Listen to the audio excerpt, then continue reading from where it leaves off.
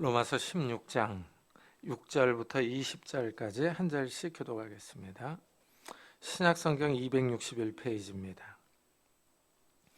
너희를 위하여 많이 수고한 마리아에게 문안하라.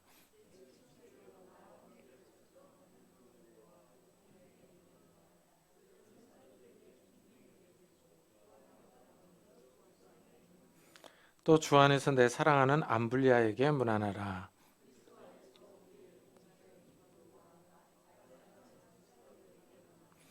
그리스도 안에서 인정함을 받은 아벨레에게 문안하라. 아리스토블로의 권속에게 문안하라.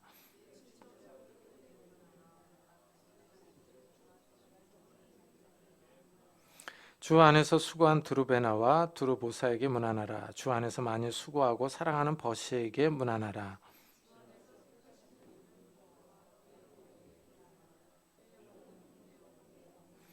아순그리도와 블레곤과 허메와 바드로바와 허마와 및 그들과 함께 있는 형제들에게 문안하라.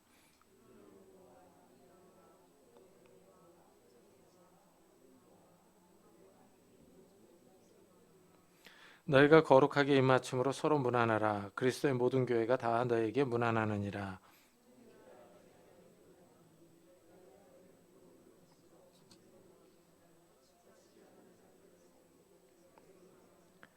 이 같은 자들은 우리 주 그리스도를 섬기지 아니하고 다만 자기들의 배만 섬기나니 교활한 말과 아첨하는 말로 순진한 자들의 마음을 미혹하느니라.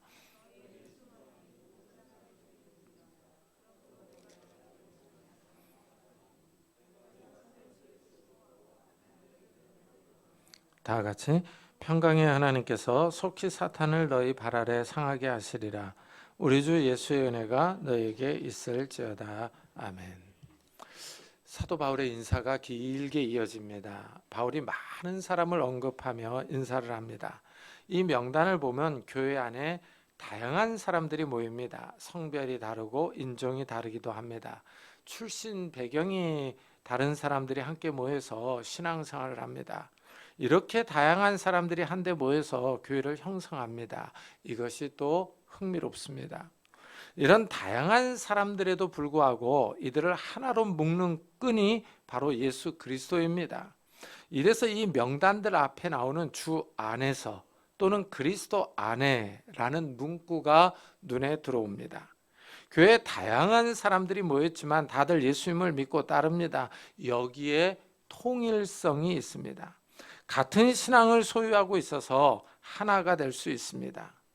선교지에 나가면은 이 신기한 점이 바로 여기에 있습니다. 언어와 인종이 다릅니다. 문화가 다릅니다. 그런데 같이 모여서 예배를 드리며 찬송을 부릅니다. 예수 그리스도를 찬양하며 하나님을 높입니다.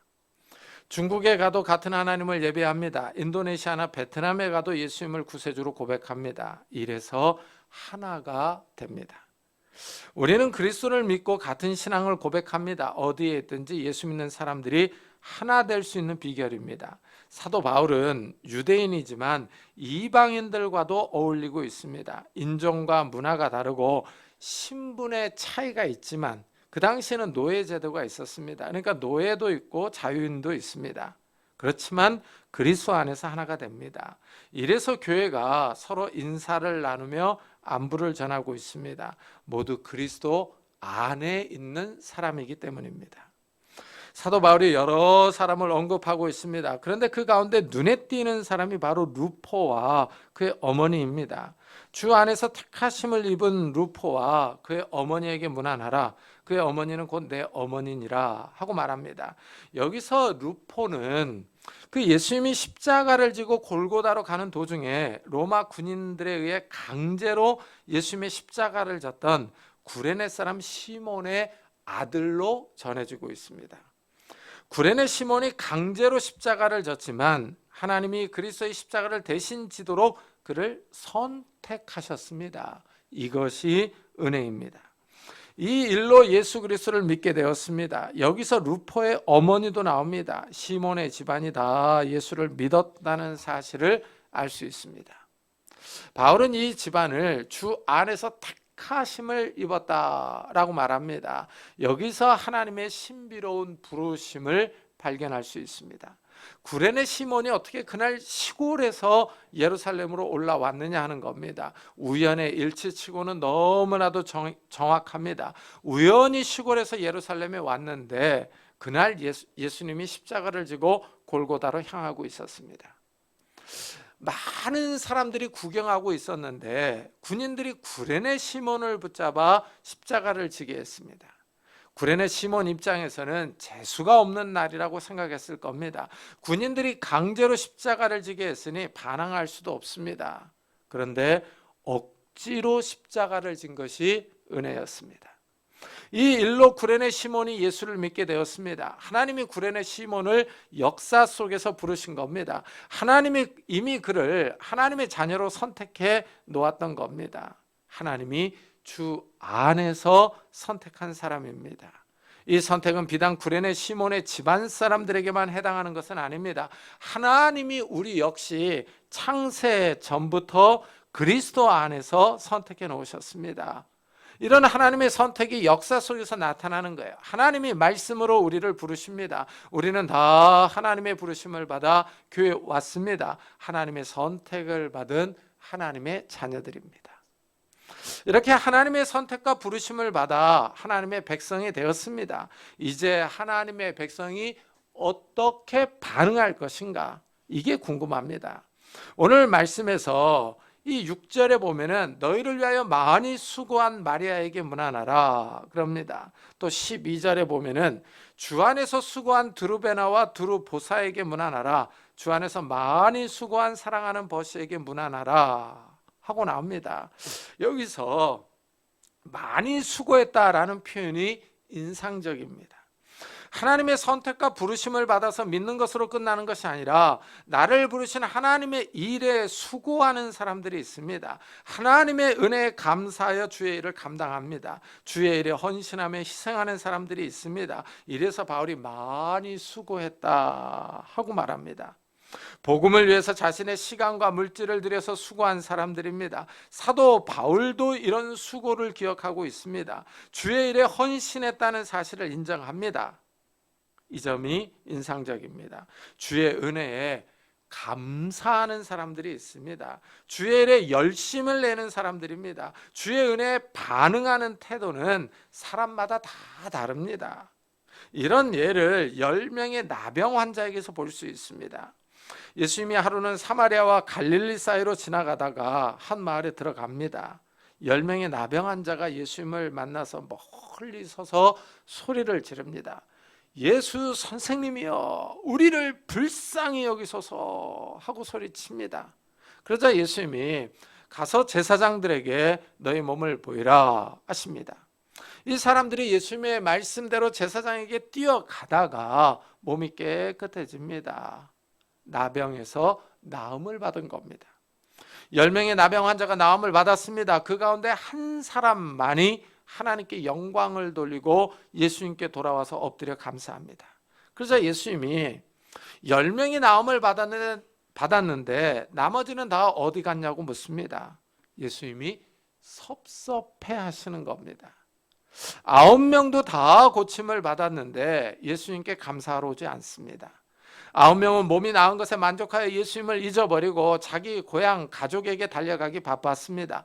하나님께 영광을 돌리기보다는 가족에게 자신이 나았다는 사실을 말하는 것이 더 중요했습니다. 이 9명은 하나님의 은혜에 감사하지 않았습니다. 예수님께 돌아오지도 않고 그냥 모르는 채하고 떠났습니다. 하나님의 은혜를 받고도 모르는 채하는 사람이 있습니다.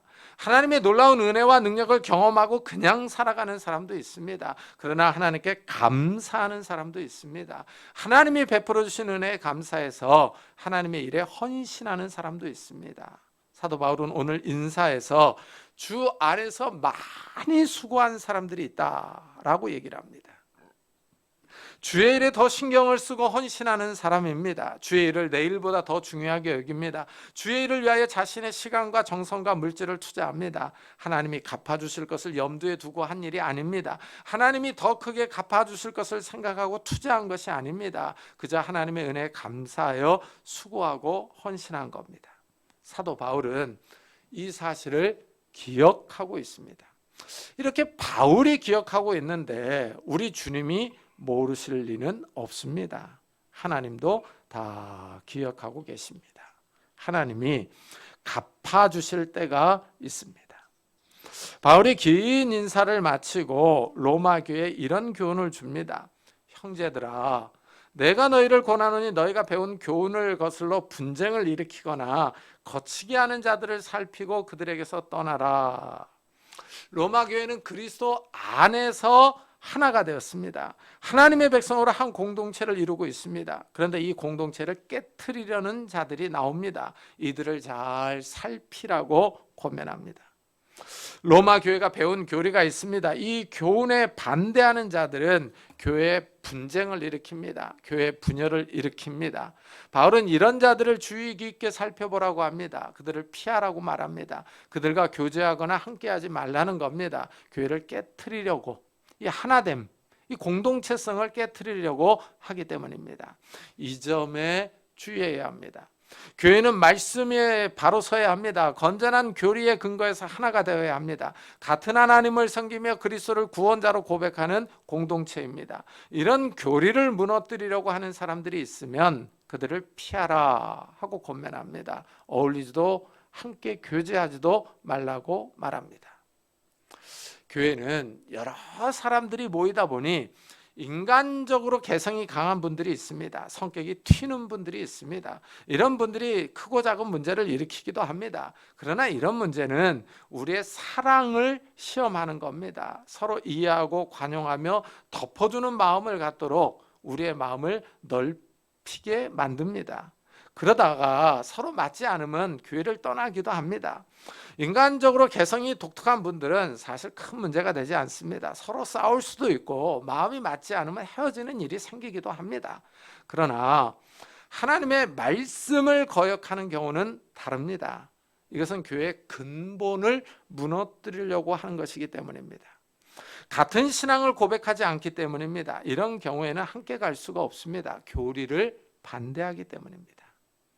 사도 바울은 이런 사람들이 나타날 수 있다는 사실을 경고하고 있습니다. 교리를 반대하는 사람들의 가장 큰 특징은 그리스도 안에 있지 않습니다. 이 같은 자들은 우리 주 그리스도를 섬기지 아니하고 다만 자기들의 배만 섬기나니 교활한 말과 아첨하는 말로 순진한 자들의 마음을 미혹하느니라 합니다. 이 교리를 반대하는 사람들이요, 이 사람들은 그리스도를 반대하는 사람들입니다. 이래서 바울은 그리스도를 섬기지 아니한다 하고 명확하게 말합니다. 그리스도를 섬기지 않는다는 것은 신앙이 다른 겁니다.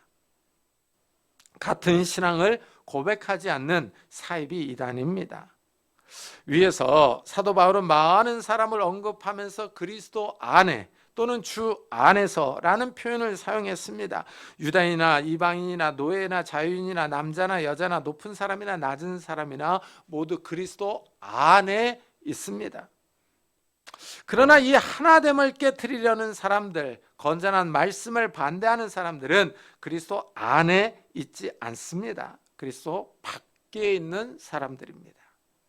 이렇게 그리스도를 섬기지 않는 사람의 가장 큰 특징은 자기들의 배만 섬기는 겁니다. 자신의 식욕을 위해서 일하는 사람입니다. 자기 배를 위해서 먹을 것을 얻으려는 사람입니다. 결국 돈입니다. 돈이 최고입니다. 거룩한 척하지만 종교 사기꾼에 불과합니다. 이단들의 최종 목적은 결국 다 돈입니다. 돈과 이성 문제로 귀결됩니다. 한국에서 활동하는 이단들을 한번 잘 살펴보십시오. 다 돈과 여자 문제로 얽혀 있습니다. 이들의 특징은 말을 잘합니다. 교활한 말과 아첨하는 말이 무기입니다. 이 부드러운 말을 합니다. 듣기에 좋은 말, 매끄럽고 기쁘게 하는 말을 합니다. 이래서 너무 말을 잘하는 사람들은 좀 지켜봐야 합니다. 그 사람의 말이 사실인지 아닌지를 확인할 수 있는 시간이 필요합니다. 말에 어울리는 행동을 하는지를 봐야 합니다. 부드럽고 듣기 좋은 말로 순진한 사람의 마음을 속입니다. 유혹합니다. 이래서 판단력이 필요합니다. 다른 사람의 말을 듣고 속아 넘어가지 않는 판단력이 있어야 합니다. 특히 교리적으로 반대하기 때문에 성경을 잘 알고 있어야 합니다. 성경 말씀을 잘 모르면 속아 넘어갈 수 있습니다. 이래서 성경을 많이 읽는 것이 중요합니다. 바울은 그리스도가 교회의 중심임을 밝힙니다. 그리스도의 복음의 교회가 근거하고 있습니다. 이 믿음을 무너뜨리려는 사람을 조심하라고 권면합니다. 그러면서 지혜를 강조합니다. 너희의 순종함이 모든 사람에게 들리는지라 그러므로 내가 너희로 말미암아 기뻐하노니 너희가 선한데 지혜롭고 악한데 미련하기를 원하노라. 바울은 로마 교회의 믿음을 잘 알고 있습니다. 로마 교회가 그리스도께 잘 순종하는 사실도 알고 있습니다. 믿음과 순종이 좋은 교회입니다. 바울은 로마 교회의 좋은 말을 들었습니다. 이래서 바울은 로마 교회가 더 지혜롭게 처신하기를 바랍니다. 교회의 분열을 일으키는 악한 사람들, 이 교리, 건전한 하나님의 말씀을 반대하는 사람들의 시도를 잘 분별하기를 원합니다. 이래서 바울은 너희가 선한데 지혜롭고 악한데 미련하기를 원하노라 하고 말합니다. 믿음에 지혜가 필요하다는 겁니다. 교회 분열을 시도하는 사람들은 부드럽고 매력적인 말로, 아첨하는 말로 사람을 기쁘게 하려고 합니다. 이런 시도를 분별할 수 있는 지혜가 필요합니다. 그 사람의 말의 내용을 잘 듣고 판단해야 합니다.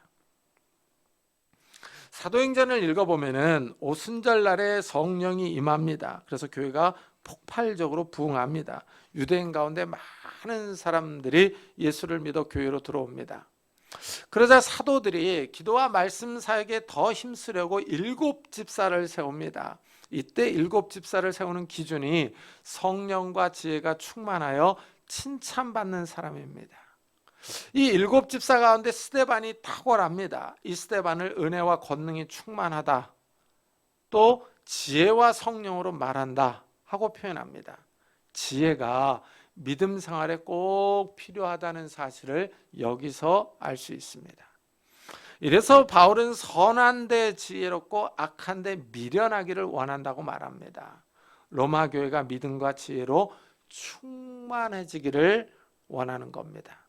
이래서 교회를 분열하려고 시도하는 사람들을 잘 분별해내기를 바라고 있습니다. 우리 역시 신앙생활을 하는 데 있어서 이 믿음과 지혜가 필요합니다. 믿음은 좋아 보이는데 지혜가 부족해서 사람들과 문제를 일으키는 사람이 있습니다. 우리가 믿음으로 살아가는 것은 이 세상에서 살아가는 동안에 이 지혜가 꼭 필요합니다. 이래서 지혜를 달라고 하나님께 기도해야 합니다. 하나님의 말씀을 잘 이해할 수 있는 지혜도 필요하고 세상을 지혜롭게 살아갈 수 있는 지혜도 필요하기 때문입니다. 바울은 성도들에게 지혜가 필요하다라고 말한 후에 성도들에게 이제 최후 승리를 주시기를 원하고 있습니다. 평강의 하나님께서 속히 사탄을 너희 발 아래에서 상하게 하시리라. 우리 주 예수의 은혜가 너에게 있을지어다 합니다. 교회의 하나됨을 깨트리고 분열하려는 사람들 뒤에는 악한 사탄이 있습니다. 사탄의 조종을 받는 사람들입니다. 하나님께서 악의 근원인 사탄을 부숴주기를 바라고 있습니다. 교회 분열을 일으키는 원수가 사탄이기 때문입니다. 분열은 평강을 무너뜨립니다. 그러나 교회에 평강을 주시는 분은 하나님입니다. 이래서 바울은 평강의 하나님을 부르고 있습니다. 평강의 하나님께서 로마 교회 성도들에게 은혜를 부어주시기를 바라고 있습니다. 이 말씀이 오늘날을 살아가는 우리에게도 꼭 필요합니다. 우리가 사는 시대가 좀 불안합니다. 조금씩 마치 늪에 빠지듯이 평화가 무너지고 있습니다. 지금 세계적으로 경제 어려움이 닥치고 있습니다. 경제적인 어려움이 우리의 삶을 위협합니다. 미국과 중국의 패권 다툼과 우크라이나와 러시아의 전쟁으로 국제 질서가 망가지고 있습니다. 이래서 에너지와 식량 가격이 폭등을 하고 있습니다. 또한 기후 변화가 너무 심하게 일어나서 사람들을 위협하고 있습니다. 우리가 살아가고 있는 이 시대요, 가만히 보면 이 평화가 조금씩 깨지고 있습니다. 정말 늪에 빠지듯이 이 세상이 침잠해가는 모습을 볼 수가 있습니다. 이런 시대에, 불안하고 두려운 이런 시대에 이 평강의 하나님께서 이 시대를 살아가는 우리 성도님들에게 평화와 은혜를 주시기를 예수 그리스도의 이름으로 축복합니다.